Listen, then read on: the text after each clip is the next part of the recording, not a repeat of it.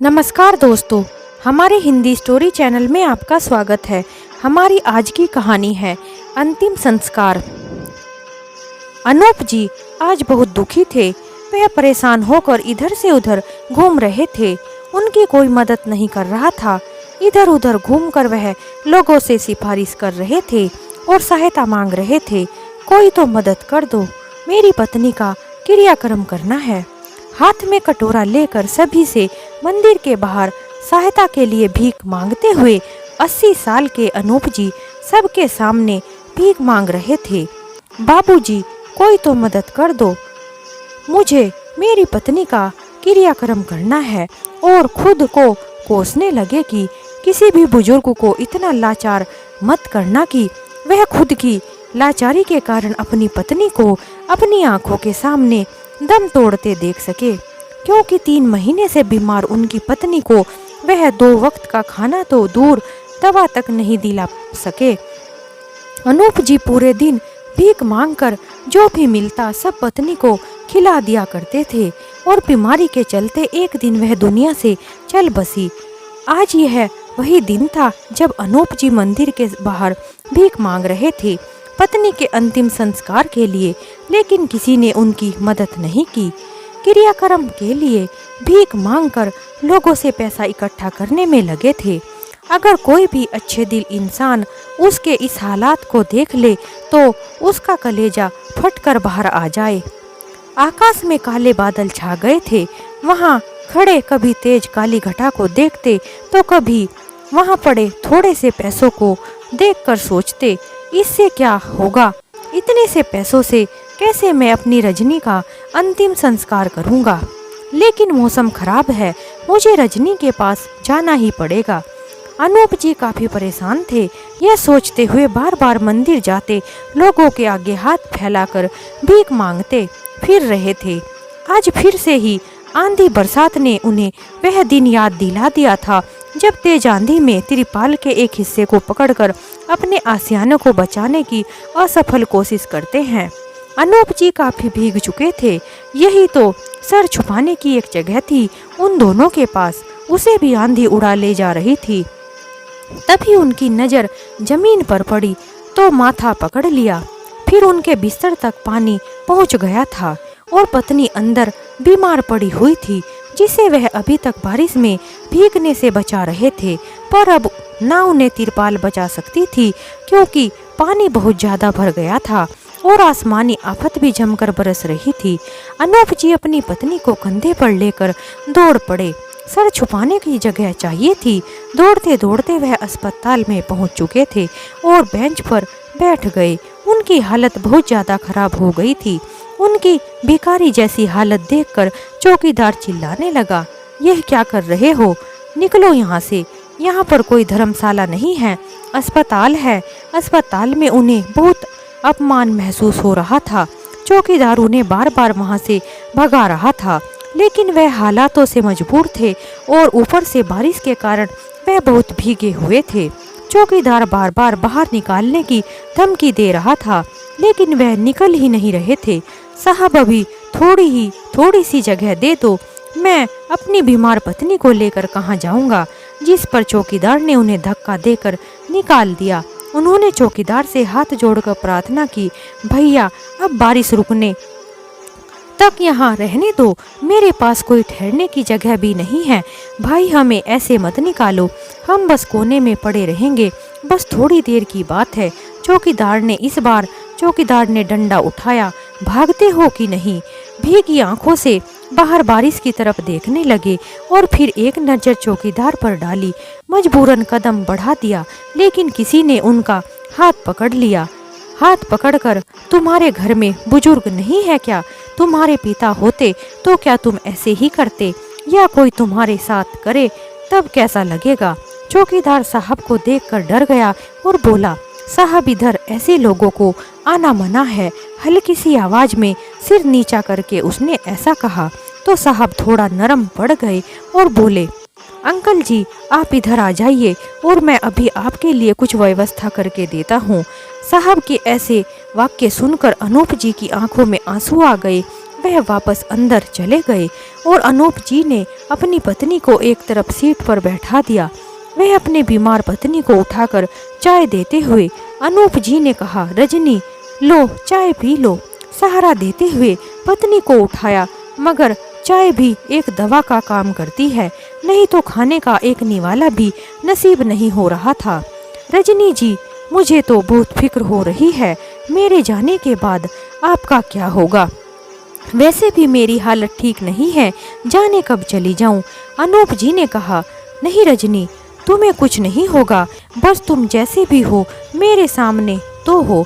तुम्हारे बिना मैं क्या करूँगा, मेरा कौन सहारा है, जाने कब मिट्टी में मिल जाऊं। जी मेरी बस एक ही बात मान लो, आप मेरे बेटे के पास चले जाओ, कम से कम मेरी आत्मा चैन से रहेगी। अनूप जी जोर से बोले, खबरदार, जो तुमने वहां जाने की बात की तो मैं तुम्हें क्या लगता है कि वह मेरी सेवा करेगा। यह वही बेटा है जिसे हम दोनों को धक्के मारकर घर से बाहर निकाल दिया था। जाकर 2 रोटी के बदले अपना आत्मसम्मान भी बेच दूंगा, उसकी गुलामी कतई नहीं करूंगा। अनूप जी और शारदा जी अपने बेटे की बात कर रहे थे, जो इसी शहर में रहता था। पत्नी और बच्चे भी थे, लेकिन माँ बाप बोझ लगने लगे थे। जब अनूप और रजनी जी को बहू बेटे ने घर से निकाल दिया तो सर छुपाने के लिए जैसे तैसे एक तिरपाल का इंतजाम करके उसमें ही घर बना लिया था और सर्दी गर्मी बरसात सब उसके नीचे काटने लगे। रजनी जी 3 महीने पहले से ही बीमार थी, लेकिन उन्हें समय पर खाना और दवाइयाँ न मिल पाने और सड़क पर रहने के कारण और भी बीमार रहने लगी थी। अनूप जी को मजबूरन मंदिर के बाहर भीख मांगनी पड़ती थी, जिससे मुश्किल से गुजारा हो रहा था। रजनी जी बार बार कहती है कि कोई बात नहीं, वहीं चले जाते हैं, मैं इस तरह आपको नहीं देख सकती, मेरे बाद आपको ना जाने क्या होगा। लेकिन अनूप जी रजनी की बात ही नहीं मानते थे, क्योंकि वह आत्मसम्मान के साथ जीना चाहते थे। तब तक बारिश भी थम चुकी थी। फिर उस इंसान ने अनूप जी को दवा दिलवा दी तो वह पत्नी को लेकर वहां से चले गए।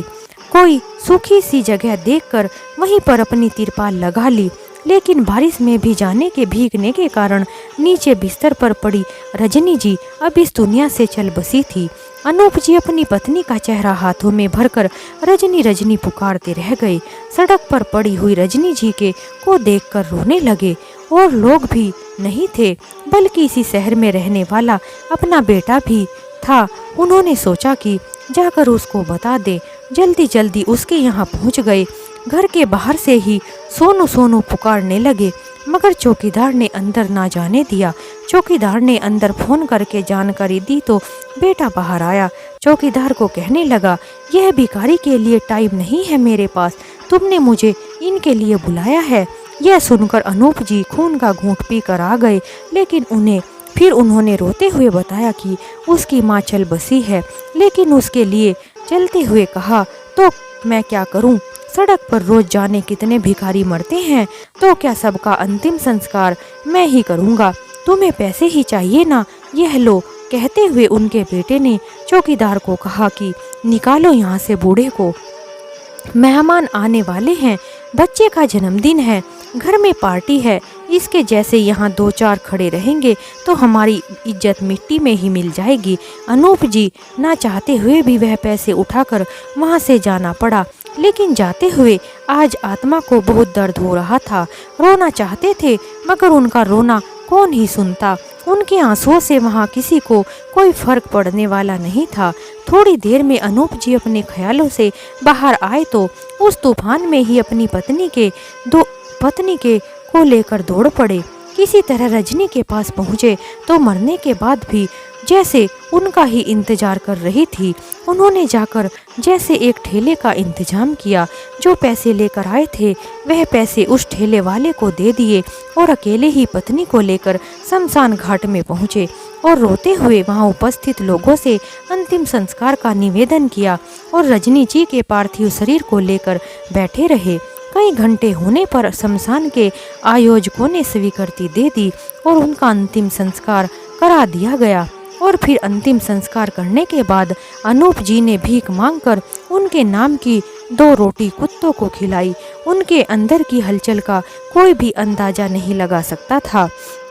उनकी हालत को देखकर सभी का दिल झरझर हो रहा था।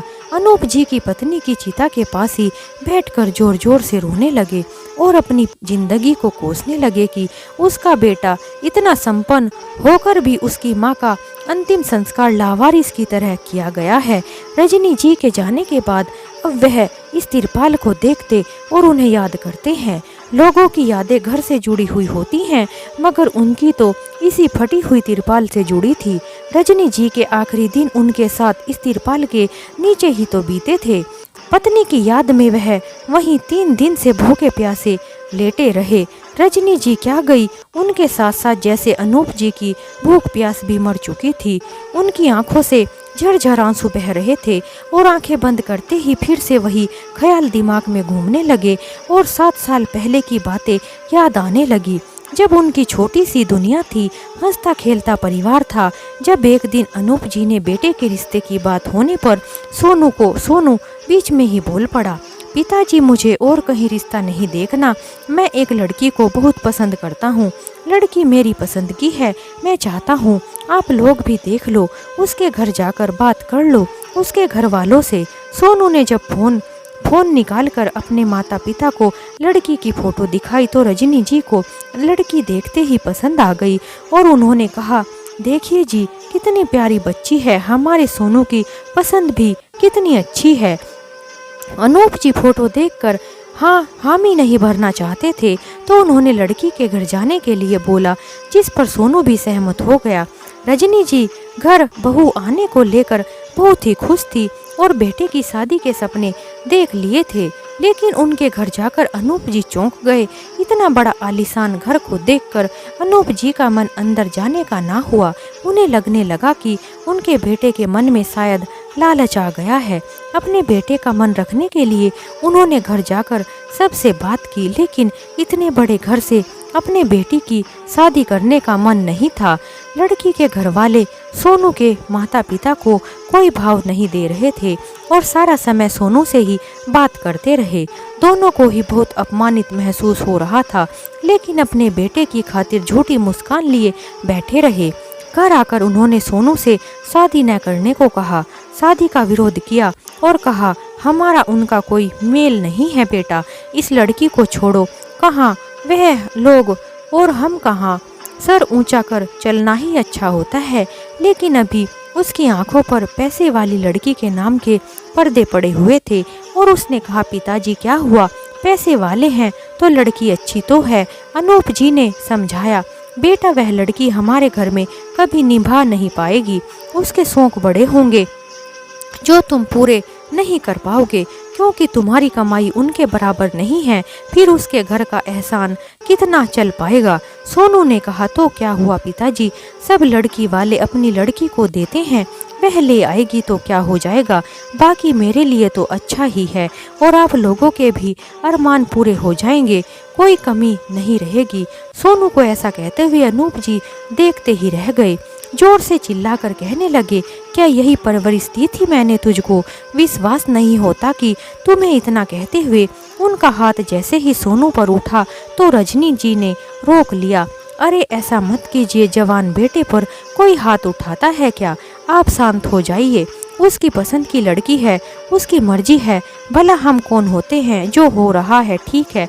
अनूप जी को कहकर रजनी जी अपने कमरे में चली गई और कहने लगी, देखिए जी ज़्यादा जोर जबरदस्ती करेंगे तो वह हमसे अलग हो जाएगा, मगर शादी तो उसी से ही करेगा, इससे तो अच्छा है कि जैसे भी हो बेटा हमारे ही पास रहे।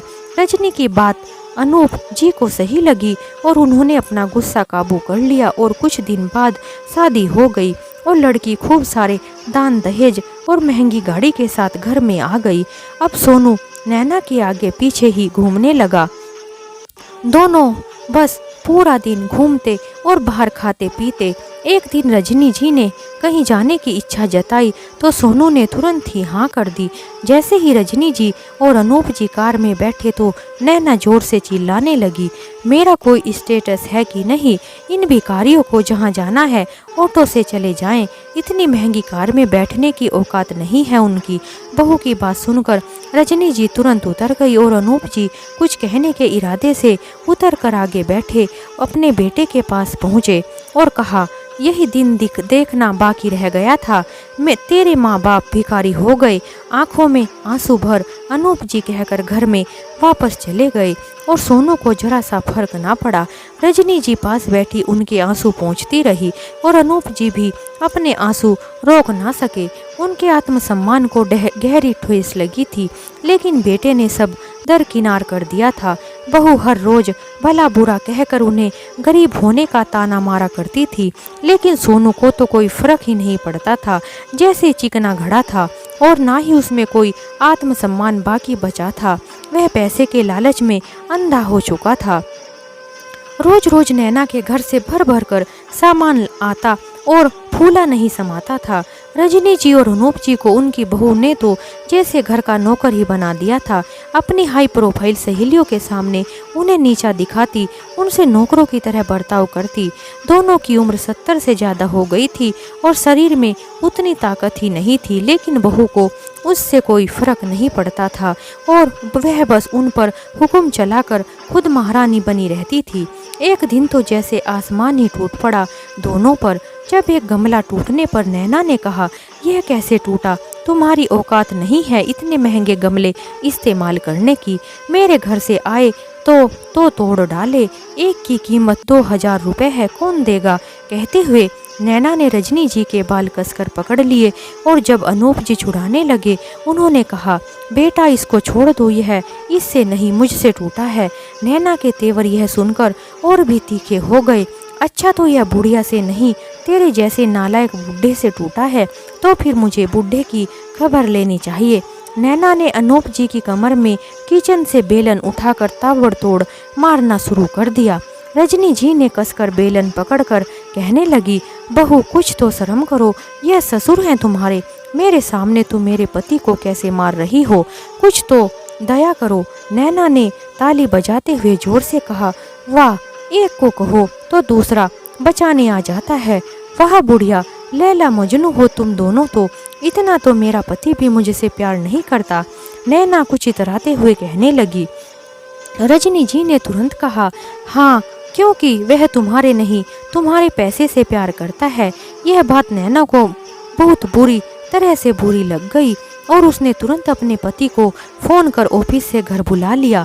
सोनू जैसे ही घर आया, घर आकर पूछा कि आज क्या हुआ है, तो नैना ने कहा, सुन लो तुम्हारी माँ क्या कह रही है, तुम मुझसे नहीं मेरे पैसे से प्यार करते हो। यह सुनकर सोनू अपनी माँ से बोला, माँ क्या बकवास कर रही हो आप, क्या क्या बोलकर उसके कान भरने की कोशिश कर रही हो। चैन से 2 रोटी नहीं खा सकती क्या आप लोग जो मेरी जिंदगी में जहर घोलने पर तुले हो? इस बार रजनी जी चुप ना रही और बोली, मैं कब झूठ बोल रही हूँ, सच तो यही है। बोल की शादी के पहले तूने इसके पैसे के बारे में नहीं कहा था क्या कि अब हमारे दिन बदल जाएंगे? यह सुनकर सोनू को तो सदमा सा लग गया था और खड़ा का खड़ा रह गया। उसके पैरों तले जमीन ही निकल गई और उसने नैना की तरफ देखा जो कि उसे गुस्से में लाल आंखों से उसको ही घूर रही थी। सोनू को समझ नहीं आ रहा था कि अब क्या करे। हकलाते हुए बोला, यह मेरे शब्द नहीं, यह उसके ही शब्द हैं। दोनों पहले तो बड़ा उछलते थे कि अमीर घर की बहू आ रही है, अब हम राज करेंगे। तुमने राज नहीं होने दिया तो मुझ पर इल्जाम डाल रहे हैं। पूरी तरह से हर एक बात का इल्जाम अपनी माँ पर लगा दिया था। सोनू ने दोनों को अपराधी बना दिया और वह दोनों फटी आंखों से देखते रह गए। अनूप जी सब सुनकर गुस्से से फूट पड़े और बोले, गलती हो गई जो तेरे जैसा नालायक बेटा पैदा कर लिया। इससे तो बिना औलाद ही अच्छे थे। मैं तो इस बड़े घर की लड़की के लिए राजी ही नहीं था। मैंने तो पहले ही कहा था कि यह हमें सुकून से रहने नहीं देगी और अपने पैसों की अकड़ दिखाएगी। और देख लो, यह जब से इस घर में बहू बनकर आई है वही करती आ रही है। एक गमला क्या टूटा, हमें कीमत बता रही है।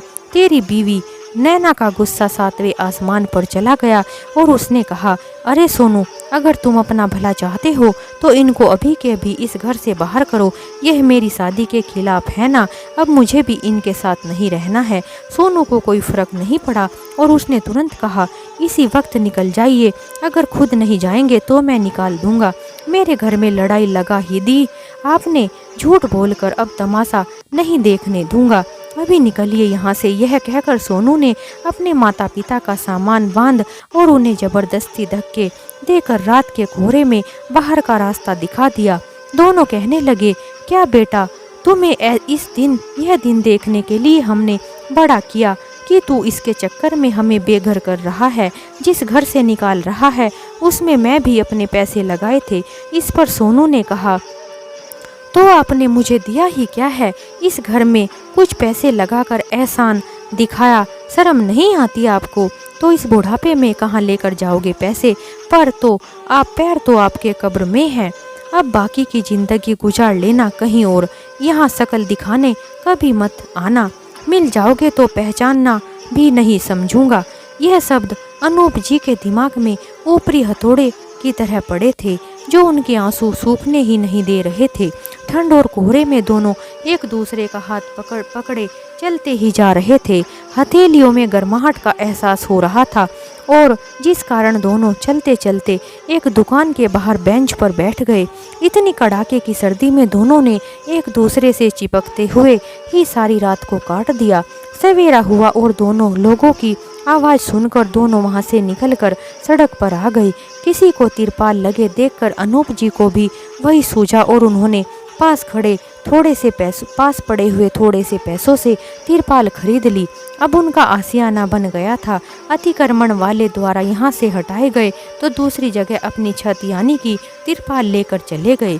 लेकिन थोड़े समय बाद रजनी जी बीमार रहने लगी थी क्योंकि खाना भी अच्छा नहीं मिल रहा था और पहले से भी बीमार थी। अनूप जी मंदिर में भीख मांगकर खाना लेकर आते थे और इस तरह गुजारा कर लेते। किसी ने भीख दे दी तो भीख मांगना ही शुरू कर दिया। उनको रजनी जी का भी ख्याल रखना था और इसी कारण भीख मांगने में भी शर्मिंदगी नहीं की। रजनी जी चल बसी, लेकिन बेटा अंतिम संस्कार के लिए कंधा देने तक नहीं आया। वह सब कुछ ऐसे याद आ रहा था जैसे कल की ही बात थी। आंखों में आंसू अभी भी बह रहे थे। मुसीबतें कम नहीं थी और जिंदगी ना जाने कितनी लंबी थी। एक एक दिन पहाड़ जैसे कटता था। अनूप जी अचानक से ख्यालों से बाहर आए, आंखें खोली। उन्हें पत्नी के जाने के 3 दिन बाद होश आया तो देखा कि उनका बाकी सामान तो बारिश के पानी में बह गया था। सामान के नाम पर थोड़ा सा रसोई का सामान था जिसमें कुछ एक बर्तन और एक चूल्हा था। उसके धुएं से रजनी जी की खांसी रहती थी।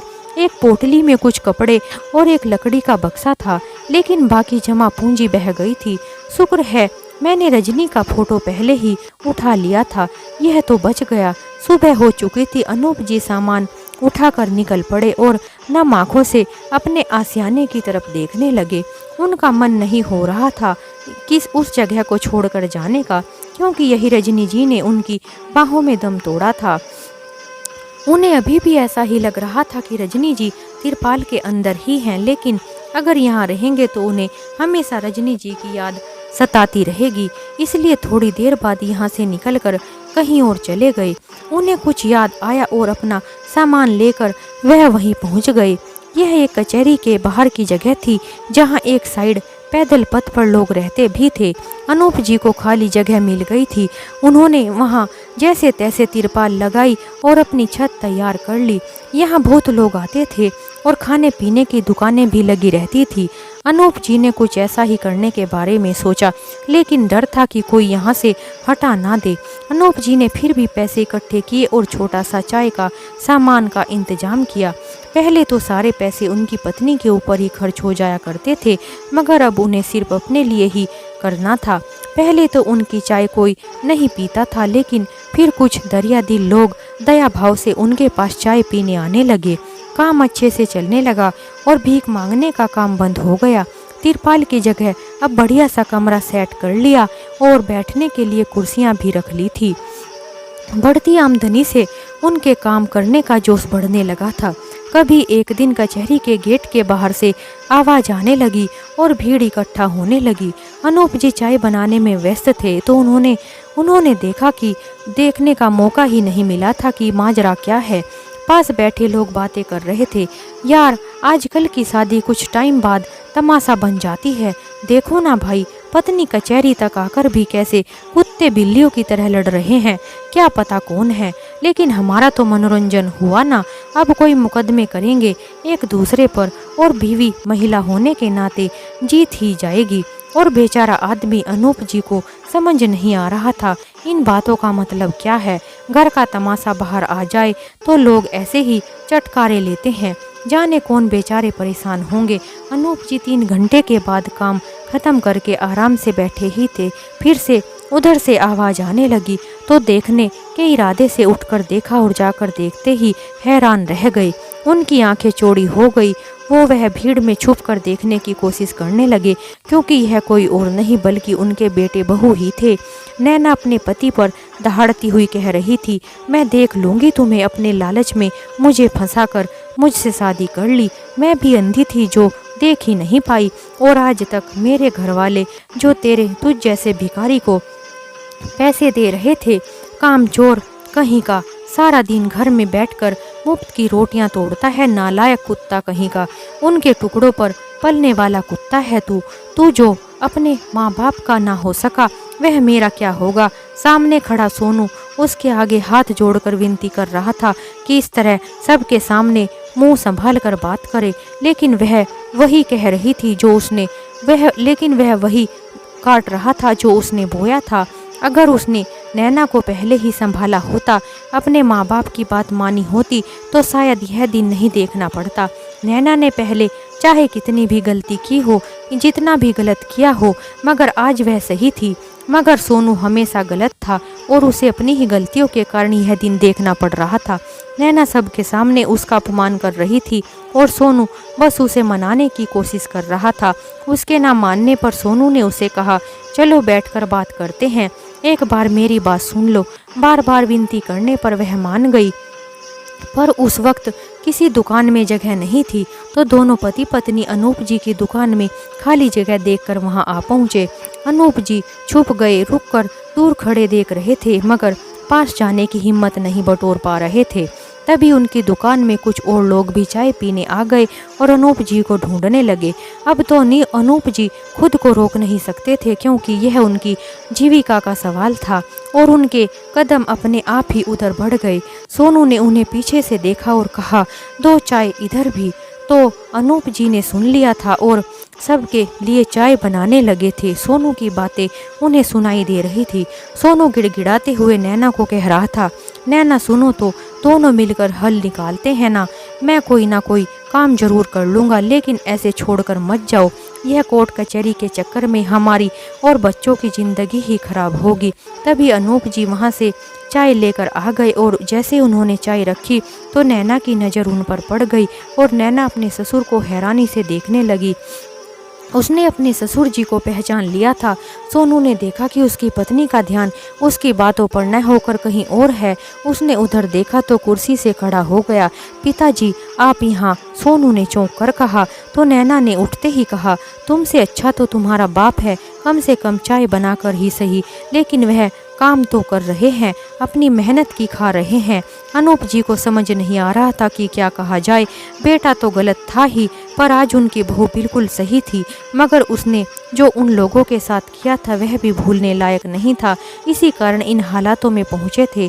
सोनू को समझ नहीं आ रहा था कि अब क्या करें। सामने वही पिता खड़ा था जिसने बेटे को शादी से पहले ही भविष्यवाणी की थी कि इन बातों के लिए आगाह किया था, मगर पैसे के चस्के से वह नैना को देख ही नहीं पाया। तब सोनू ने पिता को देखकर नजरें झुका ली थी और खामोश खड़ा रहा। उसे समझ नहीं आ रहा था कि पहले किससे माफ़ी मांगे। नैना ने कहा, मेरे सामने भी तुम्हें कई बार समझाया था और मेहनत कर कमाने के लिए कहा था। उस समय तुम बात टाल देते थे और मैं भी इनके खिलाफ थी। मैं अमीर घर से थी, लेकिन निकम्मा पति मुझे कभी नहीं चाहिए था। मुझसे गलती हुई जो तुम्हारी हर तमन्ना को अपने घर से पैसे लाकर पूरा करती रही। जानती नहीं थी कि संतुष्टि तुम्हारे कमाने से ही होगी। मैं तो हमेशा से समाज में सर को उठाकर चलना चाहती थी, लेकिन तुम्हारी बीवी बनकर मेरा सर झुक गया है। क्योंकि अब हर कोई तुम्हें निकम्मा ही मानता है। अपनी पत्नी के पैसों पर ऐश करने वाला आदमी। नैना के कड़वे शब्द और भी कड़वे होते जा रहे थे, जो सोनू को सहन तो नहीं हो रहे थे, मगर अब कोई चारा भी नहीं था। माँ बाप तो पहले ही दूर हो चुके थे, अब पत्नी भी साथ छोड़कर जा रही थी। लेकिन इस समय नैना की बातों का उस पर असर हो रहा था और अपने किए पर पछतावा भी हो रहा था। अनूप जी वहाँ से मुड़े तो उसने झट से उनके पैर पकड़ लिए। अनूप जी ऐसा चाहते ही नहीं थे और उन्होंने सोनू को झटका दे दिया और आगे बढ़ने लगे। सोनू ने कहा, पिताजी प्लीज मुझे माफ़ कर दीजिए। यह सुनकर अनूप जी ने कहा, तेरी माँ तेरे कारण दुनिया से चली गई, आज तो फिर भी मेरे पास पेट भरने के लिए चाय की दुकान है। कल तक तो मैं भीख ही मांगता था। तब कहाँ था तू जब तेरी माँ बीमारी से तड़प तड़प कर मर गई? तब कहाँ था तू? मेरा घर तोड़ने वाला भला कैसे अपना घर बसा पाएगा? बद्दुआ बुरी चीज़ होती है बेटा, जो मैंने इतना दुखी होकर भी तुझे नहीं दी, मगर भगवान को जरूर बुरा लगता है और वही सब हिसाब करता है। अनूप जी सब कहते हुए अपनी आंखों के आंसू रोक ना पाए थे और नैना भी इसका एहसास कर रही थी। यह सब सुनते ही नैना तुरंत आगे बढ़ी और माफ़ी मांगने लगी। पिताजी आपके साथ जो भी हुआ उसकी साझेदार मैं भी हूँ और मुझे समझ आ रहा है मेरे घर टूटने का कारण क्या है। आपको दुख देकर भला हम कैसे सुखी रहेंगे? यह हमारे कर्मों का ही फल हमें मिल रहा है। अनूप जी ने कहा, तुझे तो मैं फिर भी माफ़ कर सकता हूँ, लेकिन अपने खून को कैसे माफ़ करूँ जिसमें मैंने खुद ही संस्कार भरे थे और उसने उनकी धज्जियाँ उड़ा दी। भले ही मैं माफ़ कर दूँ, पर रजनी कैसे माफ़ करेगी? अनूप जी के आंसू अब लगातार बह रहे थे और वह दोनों सर झुकाए अपने आंसू पोंछ रहे थे। अनूप जी ने कहा, उस दिन अपनी माँ को कंधा देने ही आ जाता तो मैं भी उसको माफ़ कर देता। वह बेचारी बीमारी में तड़पती हुई ही मर गई, जिसे कंधा देने वाला कोई नहीं था, जिसके अंतिम संस्कार के लिए भी मुझे शमशान में भीख मांगनी पड़ी। अनूप जी कहते कहते पास पड़ी कुर्सी पर बैठ गए, क्योंकि इतने दुख में पैर भी ताकत जैसे खत्म हो गई थी और वह जवाब दे रहे थे। सोनू ने अपना सर उनके कदमों में रख दिया और बेहद रोने लगा और उसने अपने किए का पछतावा अब आंसू बनकर निकल रहा था। लेकिन अब इतना कुछ बीत जाने के बाद माफ़ी मिलना मुश्किल था। अनूप जी ने कहा, मैं तुम्हारे लिए अब कुछ नहीं कर सकता। अगर तुम्हें माफ़ कर दिया तो मेरी उम्र के लोग जो मेरी तरह दर दर की ठोकरें खा रहे हैं, मुझे कभी माफ़ नहीं करेंगे। अब मैं तुम्हें कभी माफ़ नहीं करूँगा। सोनू अपने पिता के सामने लगातार रोए जा रहा था। पिताजी मुझे बचा लीजिए, यह कोर्ट कचहरी के चक्कर में मैं बर्बाद हो जाऊंगा। प्लीज मुझे बचा लीजिए, एक मौका दे दीजिए, वरना जीते जी मर जाऊंगा।